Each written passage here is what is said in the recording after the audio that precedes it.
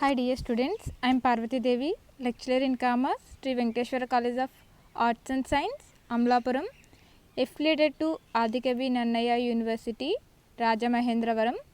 Okay, now we have discussed topic is second year, 4th semester, business law paper. Topic వచ్చేసరికి capacity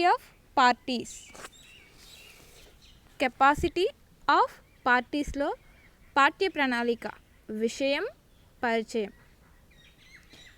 పరిచయం minor మతి భ్రమణం పొందిన వ్యక్తులు ఇతర వ్యక్తులు. విషయ పరిచయం కాంట్రాక్టుకు ఏర్పాటుకు పార్టీలు తగిన అర్హతను కలిగి ఉండాలి. కాంట్రాక్ట్ ఏర్పాటుకు పార్టీలు తగిన అర్హతను కలిగి ఉండవలెను. సెక్షన్ 10 ప్రకారం అర్హత కలిగిన పార్టీలు మాత్రమే ఒప్పంద ఏర్పాటు చేసుకున్నప్పుడు అది క్రమమైన కాంట్రాక్ట్గా మారును. సెక్షన్ 11 ప్రకారం మెజారిటీ వయసు కలిగి ఉండాలి అంటే 18 సంవత్సరాలు నిండి ఉండాలి. మెజారిటీ అంటే 18 సంవత్సరాలు నిండిన వ్యక్తిని మాత్రమే మెజారిటీ వయసు అనడం జరుగుతుంది. బి ఆలోచించే శక్తి కలిగి ఉన్నా కూడా. సి న్యాయశాస్త్రంచే అనర్హునిగా ప్రకటించబడని ప్రతి వ్యక్తి కాంట్రాక్ట్ ఏర్పాటుకు అర్హుడు.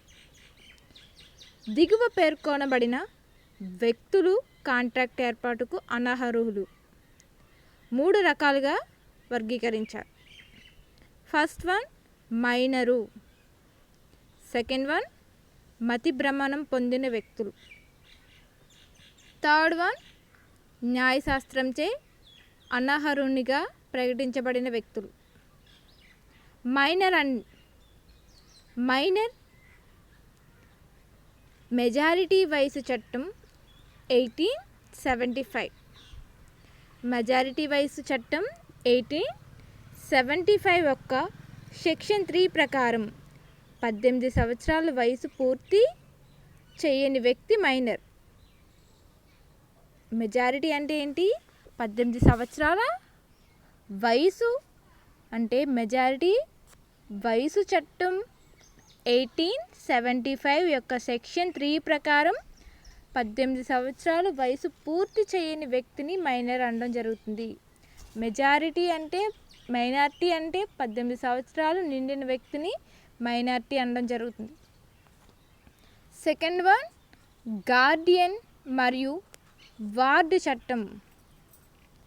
గార్డియన్ మరియు వార్డ్స్ చట్టం 1890, గార్డియన్ అండ్ వార్డ్స్ యాక్ట్ 1890 ప్రకారం న్యాయస్థానం సంరక్షకునికి నియమించినప్పుడు న్యాయస్థానం సంరక్షకుని నియమించినప్పుడు 21 సంవత్సరాల వయసు పూర్తి చేయని వ్యక్తి మైనర్.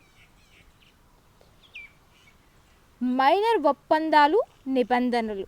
మైనర్తో ఒప్పందాలు అలాగే నిబంధనలు. Minor agreements and conditions. మైనర్తో ఒప్పందాలు ప్రధానంగా 2 మౌలిక సూత్రాలపై ఆధారపడి ఉన్నవి. ఇక్కడ మైనర్తో ఒప్పందాలు నిబంధనలు అనేవి మైనర్ ఒప్పంద ప్రధాన ప్రకారం అంటే 2 మౌలిక సూత్రాలపై ఆధారపడి ఉన్నవి. ఫస్ట్ ఆఫ్ ఆల్ మైనర్ అనుభవించే వ్యక్తి కావున అంటే మైనర్ అనుభవించలేని వ్యక్తి కావున అతడు ఏర్పాటు చేసుకున్న వ్యవహారములతో ఏర్పాటు నష్టముల నుండి అతనిని రక్షించుట, మైనర్ హక్కులను పరిరక్షణలో న్యాయమూర్తులు వారి సలహాదారులు, న్యాయ నిర్ణయ మండలి వారి సేవకుడు మరియు చట్టము వారి సంరక్షకుడు. చట్టము వారి సంరక్షకుడు అని చెప్పవచ్చు. బి వచ్చేసరికి సెకండ్ పాయింట్ వచ్చేసరికి మైనర్తో కాంట్రాక్ట్ను ఏర్పాటు చేసుకున్న వ్యక్తులకు నిబంధనలు తెలియజేసి వారికి అవసరమైన కష్టాలు కలగకుండా చర్యలు తీసుకొనుట. మైనర్తో ఒప్పందాలను ఈ దిగువ విధంగా వర్గీకరించవచ్చు. మైనర్తో అగ్రిమెంట్స్ అనేవి మనం ఎక్స్ప్లెయిన్ చేయొచ్చు. మైనర్తో ఏర్పాటు చేసుకున్న ఒప్పందాలు చెల్లని ఒప్పందాలు.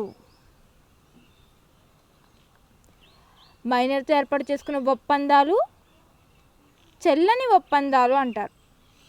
అంటే వైడ్ ఎబినిటివో, EBINITIO అంటే వైడ్ ఎబినిటివో అంటే అనగా ఏర్పాటు నుండే అమలు పరుచుటకు అవకాశం లేదు. ఈ నిబంధనలు మెహారీ బీబీ వర్సెస్ ధర్మోదాస్ ఘోష్ 1903 కేసు ద్వారా అర్థం చేసుకోవచ్చు. కేసు సారాంశం ఈ దిగువన ఇవ్వబడింది. మైనర్ 20,000 రూపాయలు అప్పును సొమ్ము పొందుటకు గాను తన నివాస గృహమును అప్పు ఇచ్చి వ్యక్తికి తాకట్టుగా ఇచ్చినాడు. రుణదాత తాకట్టును స్వీకరించి 8,000 మాత్రమే అప్పుగా ఇచ్చినాడు. బి తరువాత మైనర్ తాకట్టు రద్దు చేయమని కోరుతూ న్యాయస్థానంలో దావా వేశాడు. న్యాయస్థానం ఈ దిగువ విధంగా తీర్పిచ్చాను. 1 తాకట్టు రద్దు అవుతుంది. 2 మైనర్కు ఇచ్చిన అప్పును తిరిగి పొందుటకు అవకాశం లేదు. ఇక్కడ న్యాయస్థానం ఏ విధంగా తీర్పిచ్చిందంటే 1 మైనర్ అనే వ్యక్తి ఎవరైతే ఉన్నారో ఆ మైనర్కి ఇచ్చిన అప్పు ఏదైతే ఉందో ఆ మైనర్కి ఇచ్చిన అప్పు అనేది తాకట్టు అనేది రద్దు అవుతుంది. నెక్స్ట్ ఆఫ్ ఆల్ మైనర్కి ఇచ్చిన అప్పును తిరిగి పొందుటకు అవకాశం లేదు. ఎందుకంటే మైనర్ అనేవాడు ఇంకా 18 సంవత్సరాలు నిండని వ్యక్తిగా చెప్పవచ్చు. మైనర్ ఒప్పందాన్ని పరిసమాప్తి చేసుకోవచ్చు.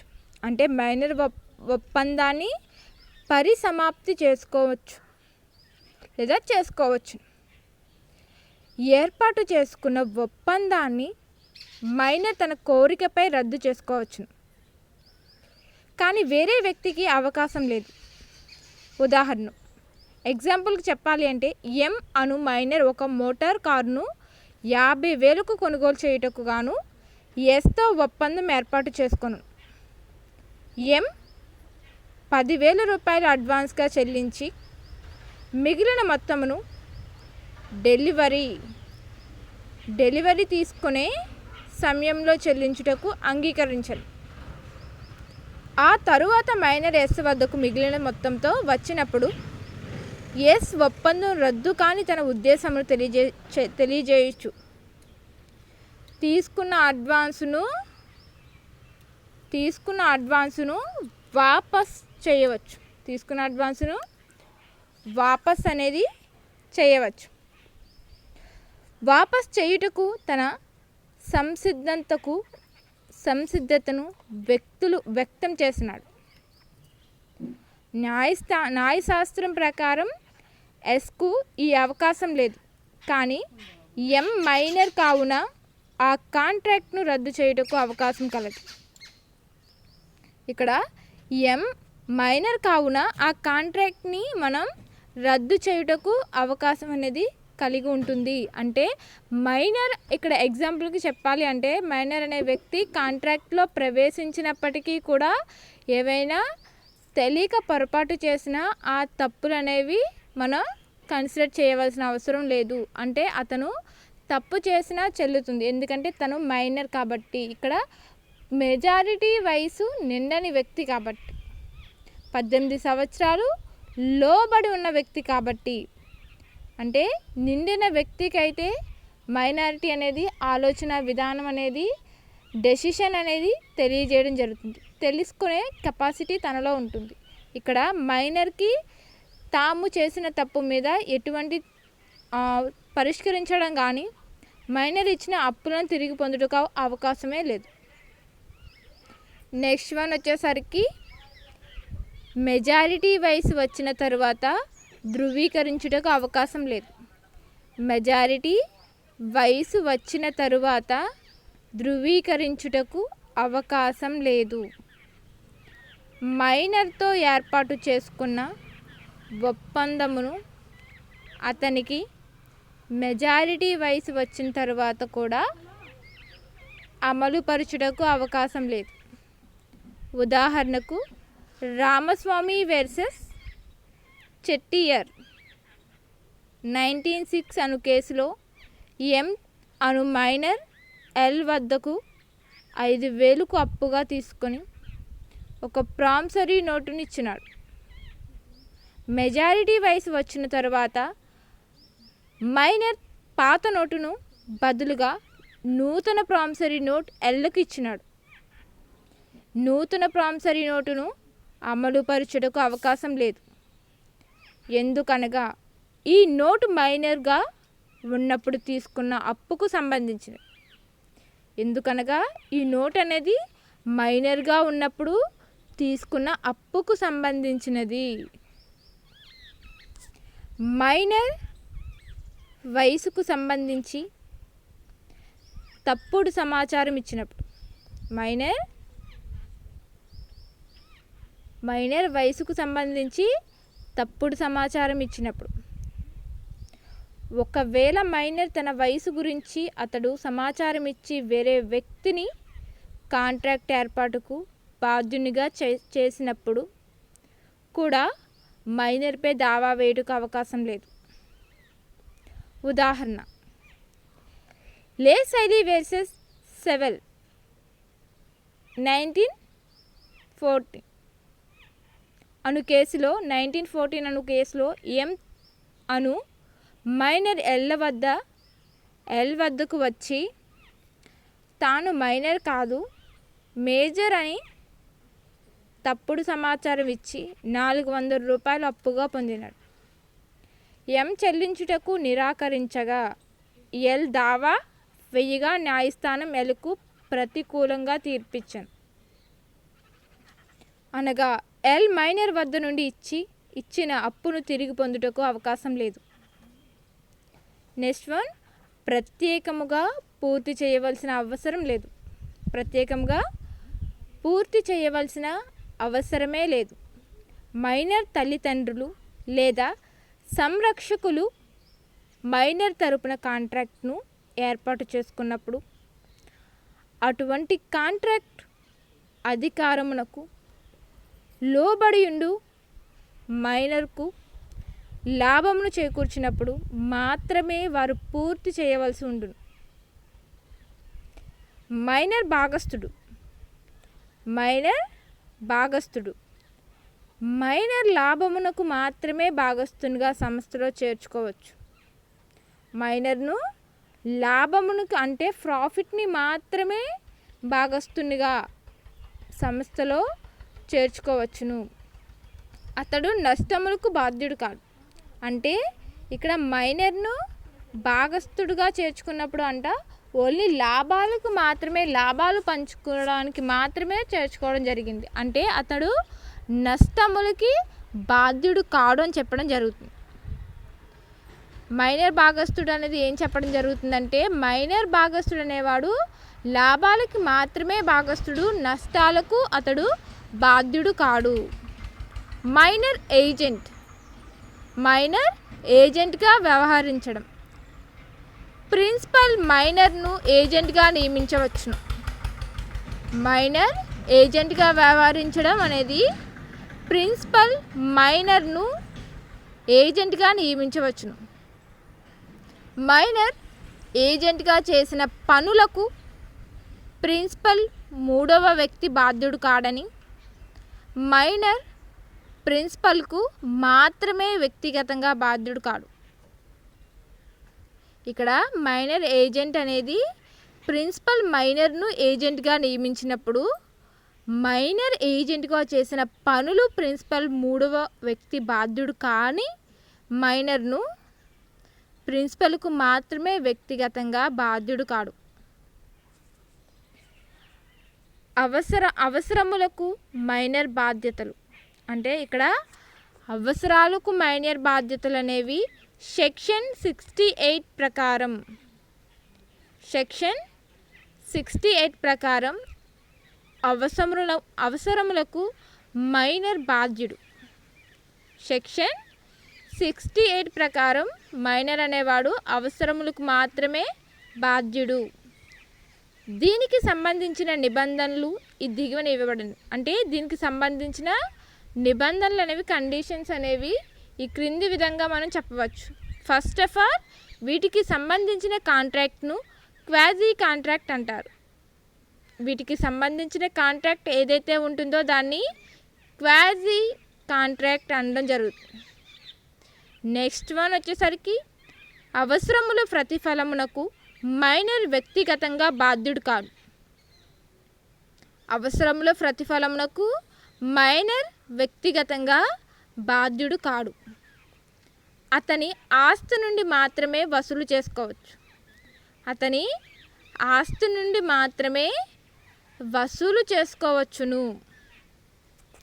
థర్డ్ పాయింట్ ఏం చెప్తుందంటే ఖచ్చితంగా లేని ప్రతిఫలం.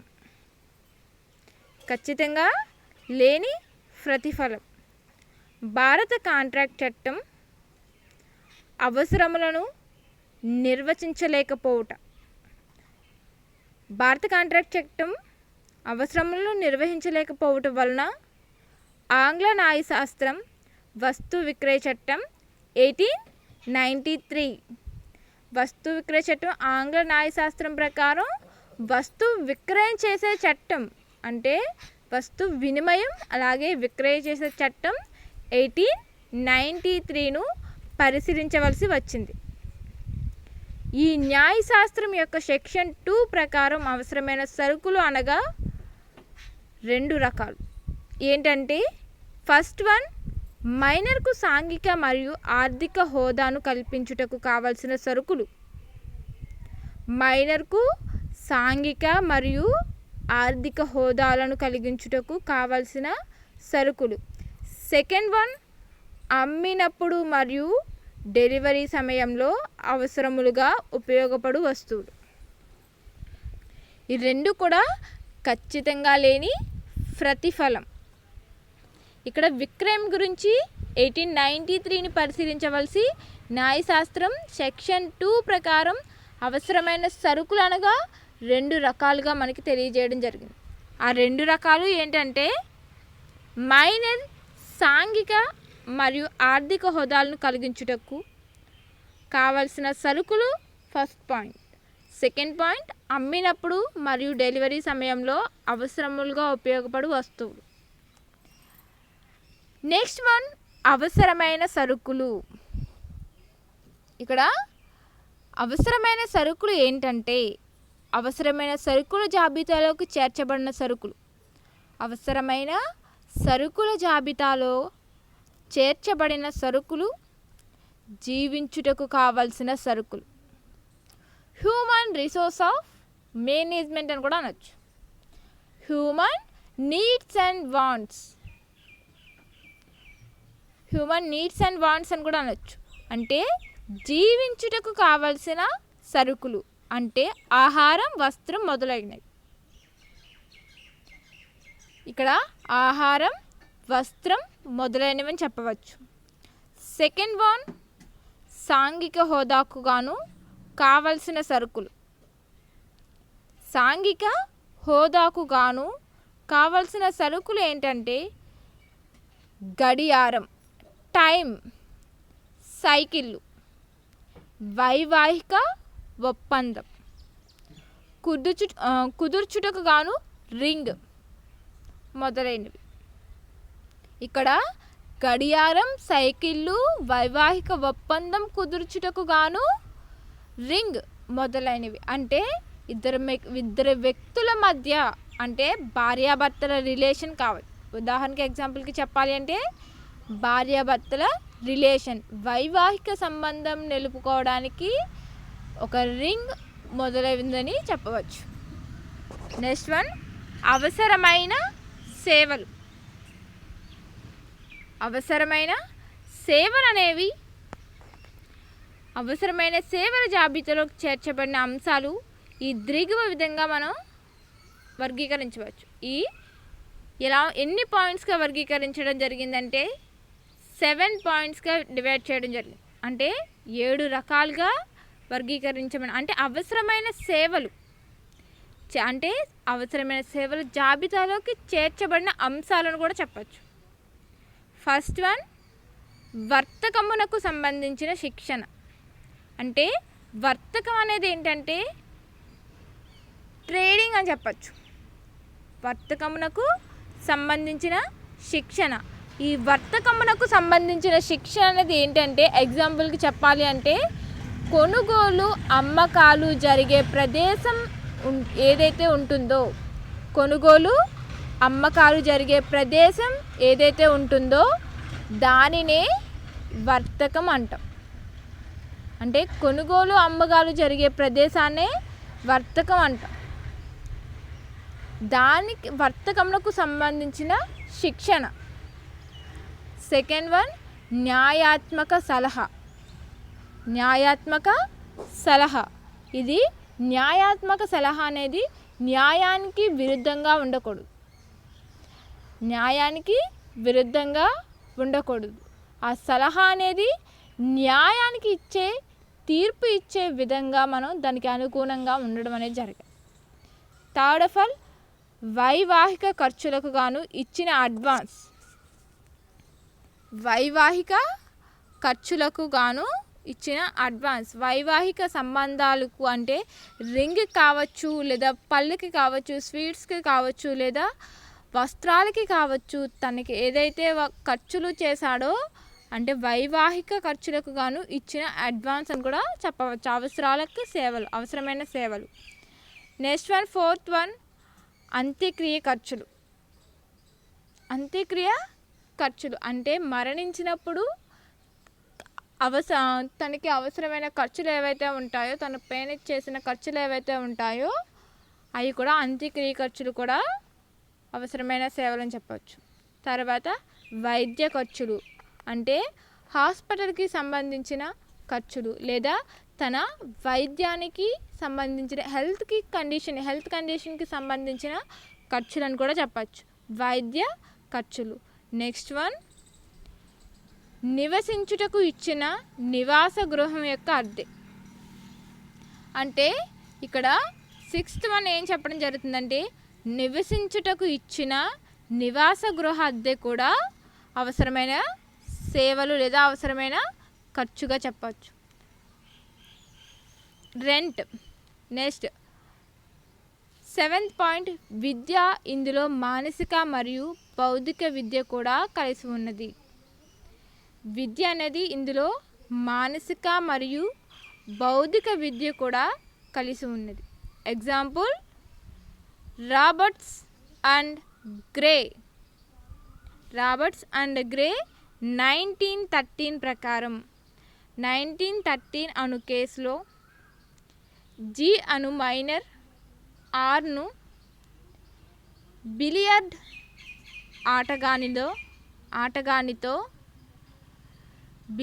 ఆటగానితో ఒక కాంట్రాక్ట్ను ఏర్పాటు చేసుకొనును. ఆ కాంట్రాక్ట్ ప్రకారం ఆర్ అతని బిలియర్డ్ ఆటను నేర్పవలెను. మైనర్ ఈ ఆటను నేర్చుకొని విదేశీ యాత్రలకు పోయినప్పుడు వివిధ ఆటల పోటీలలో పాల్గొను. ఇందుకు ఆర్కు ప్రతిఫలం చెల్లించుటకు అంగీకరించను. జీకు ఆటను నేర్పినాడు. జీ ప్రతిఫలం చెల్లించలేదు. న్యాయస్థానంలో దావా వేయగా న్యాయస్థానం ప్రతిఫలం చెల్లించమని జీకు ఆదేశం ఇచ్చింది. ఎందుకనగా బౌద్ధిక విద్య కూడా నిత్యావసరమైన సేవే. బౌద్ధిక విద్య కూడా నిత్య అవసరమైన సేవగా చెప్పచ్చు. ఇక్కడ అవసరములకు పొందుటకు అంటే అవసరములను పొందుటకు గాను చేసిన అప్పులు, అవసరములకు పొందుటకు గాను చేసిన అప్పులు అనేవి అవసరములు కొనుగోలు చేయుటకు గాను మైనర్ అప్పును తీసుకున్నప్పుడు అప్పు ఇచ్చిన వ్యక్తి ఆ అప్పు వసూలు చేయకపోవచ్చు. ఈ విషయాన్ని మార్టిన్ వర్సెస్ గాలే 1876 అను కేసులో చర్చించబడినది. అయితే ఇందుకు మైనర్ వ్యక్తిగతముగా బాధ్యుడు కాడు. అతనిని ఆస్తి నుండి మాత్రమే వసూలు చేసుకోవచ్చును. మైనర్ ఎస్టోఫెల్ సిద్ధాంతం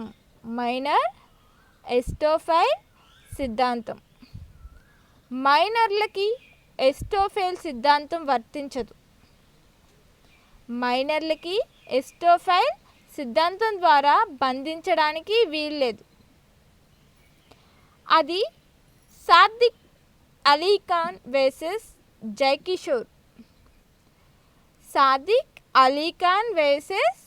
జై కిషోర్ అనే కేసులో ప్రివీ కౌన్సిల్ పేర్కొంది. అయితే ఇది మైనర్ తన మోసపూరిత చర్యల వలన లాభాలు పొందడానికి ఉద్దేశించినది కాదు. మైనర్ దివాలాలు లేదా మైనర్ దివాలా మైనర్కు తాను చేసిన అప్పులకు ఎటువంటి బాధ్యత ఉండకపోవడం చేత అతడు దివాలా తీయడానికి అవకాశం లేదు. ఇక్కడ మైనర్ దివాలా అనేది మైనర్ తాను చేసిన అప్పులకు ఎటువంటి బాధ్యత ఉండకపోవడం చేత అతడు దివాలా తీయడానికి అవకాశమే లేదు. మతి భ్రమణం పొందిన వ్యక్తులు. Next topic totally mind upset persons అంటే మతి భ్రమణం పొందిన వ్యక్తులు ఎవరైతే ఉంటారో కాంట్రాక్ట్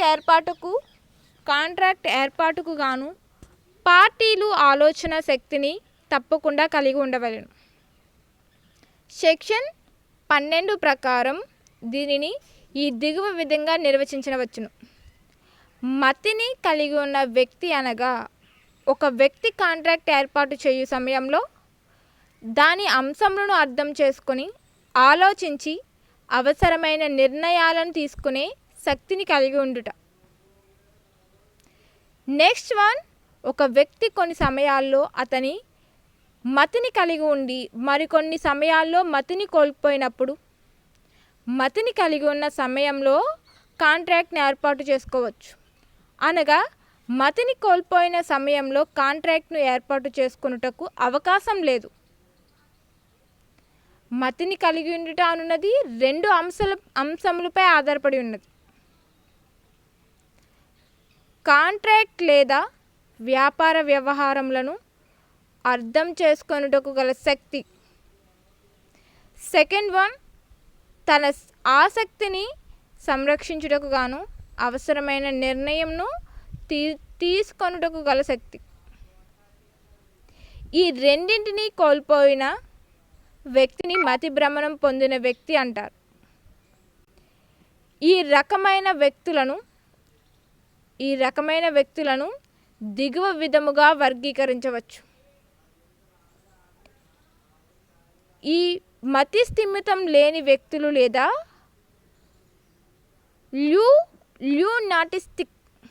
ల్యూనాస్టిక్స్.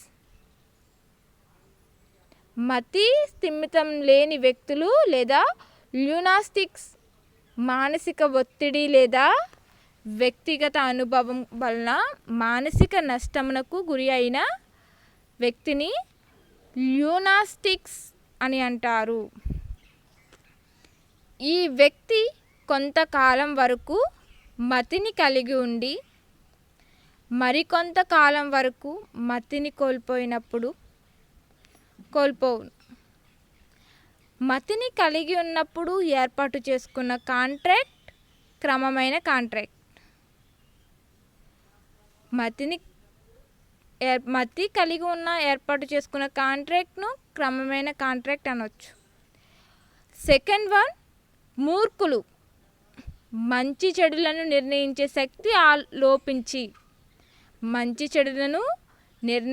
శక్తి లోపించి తన వాదన మాత్రమే సరైనదని వాదించే వ్యక్తిని ఈడియట్ అంటారు. ఇతనిలో ఏర్పాటు చేసుకున్న ఒప్పందం చెల్లని ఒప్పందం. Third one, త్రాగుబోతులు.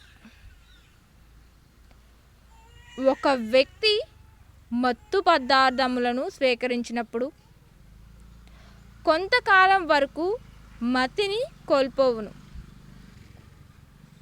ఈ సమయంలో అతనితో ఏర్పాటు చేసుకున్న ఒప్పందం చెల్లని ఒప్పందం. అవసరములకు సంబంధించిన ఒప్పందాలు. ఈ వ్యక్తులు అవసరములు పొందినప్పుడు వాటికి సంబంధించిన ప్రతిఫలమును చెల్లించవలసి ఉండెను. మైనర్ వలె వీరు కూడా వ్యక్తిగతంగా బాధ్యులు కారు. ప్రతిఫలము వారి ఆస్తి నుండి మాత్రమే వసూలు చేసుకోవచ్చు. హోదా వల్ల ఏర్పడ్డ అనర్హత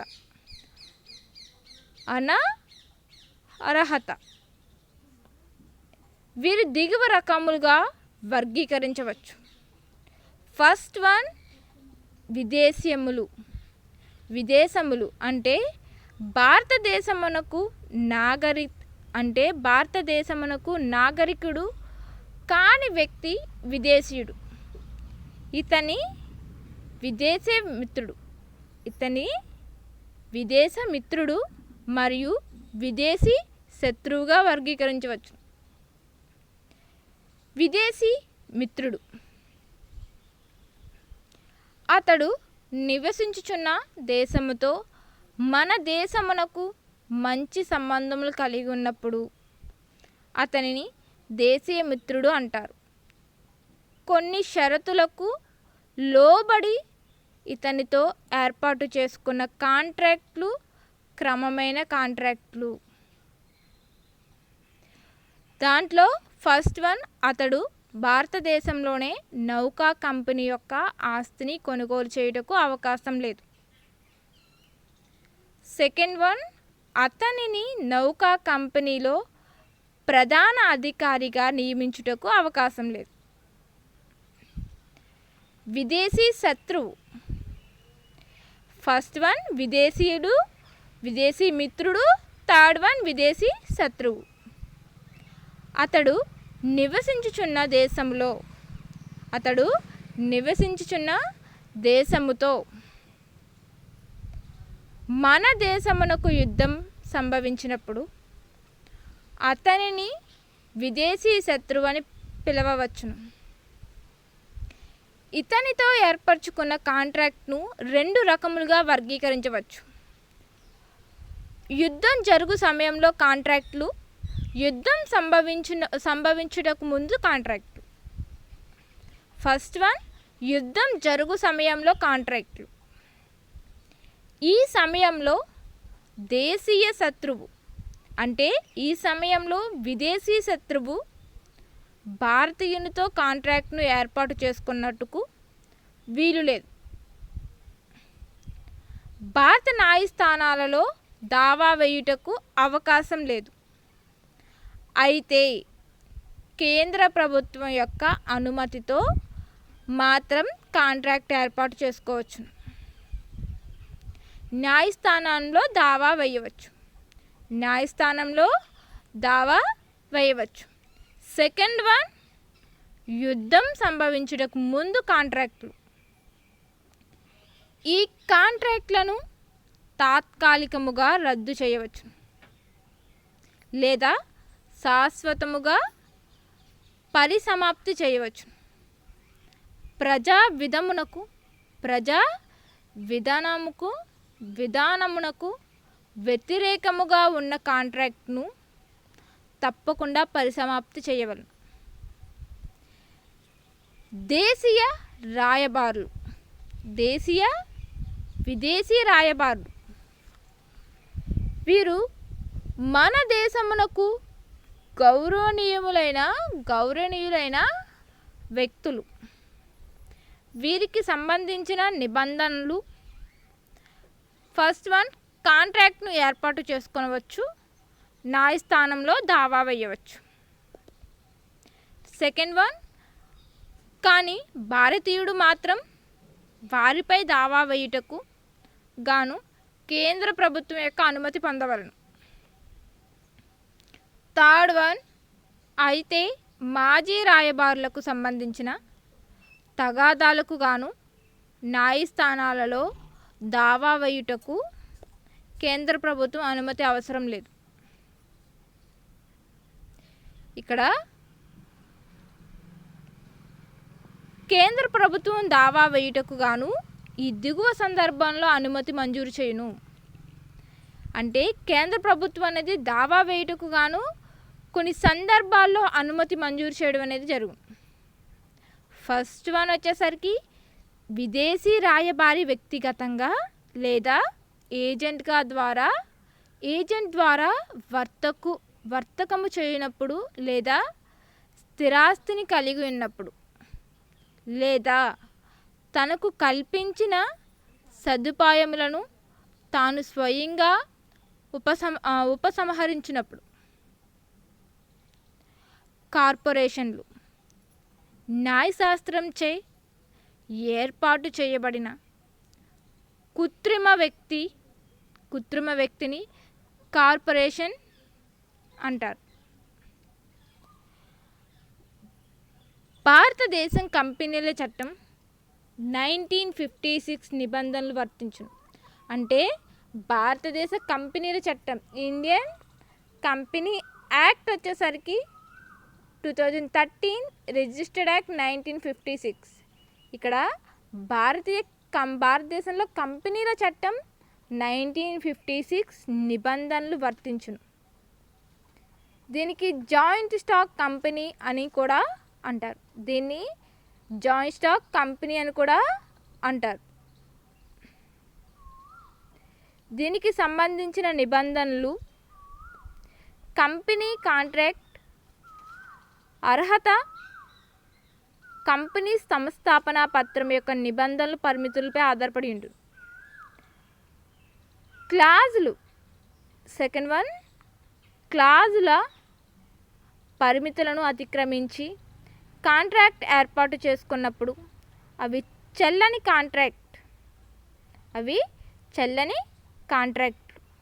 థర్డ్ వన్, వ్యక్తిగత స్వభావం కలిగిన కాంట్రాక్టులు ఏర్పాటు చేసుకున్నటకు అవకాశం లేదు. థర్డ్ వన్, దావా వేసిన వ్యక్తులు. ఒక వ్యక్తి దావా వేసినప్పుడు అతని వ్యవహారములు అఫీషియల్ రిసీవర్ పూర్తి చేయను. అఫీషియల్గా రిసీవర్ అనేవాడు పూర్తి చేయవలను.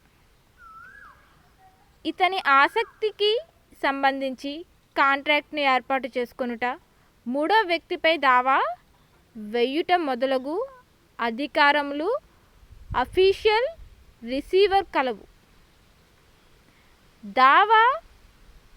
దివాలా తీసిన వ్యక్తి యొక్క రుణదాతలు తమకు రావాల్సిన మొత్తమునకు గాను అఫీషియల్ రిసీవర్పై దావా వేయవచ్చు.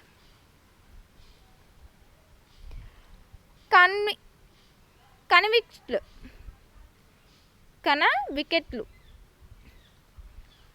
జైలు శిక్ష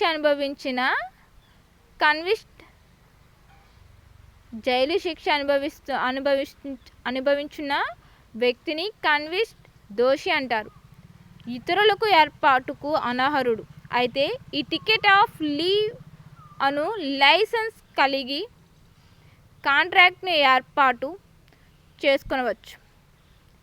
జైలు శిక్ష పూర్తి కాగానే లేదా రద్దు చేయాలి అర్హత కూడా ఈ పరిశ్రమలో అంటే చేయగానే అనర్హత కలిగి చేసే హక్కు వివాహిత స్త్రీలు. వివాహిత స్త్రీ తన వ్యవహారంతో స్త్రీ ధనమును బాధ్యత చేసే హక్కు కలిగి ఉండును. వివాహిత కానీ భర్త ఏజెంట్గా నిత్యావసరాలు మినహా అతనికి బంధించజలడు. వివాహిత అంటే పెళ్ళైన స్త్రీలు, వివాహం జరిగిన స్త్రీలు వివాహిత స్త్రీలు అంటారు.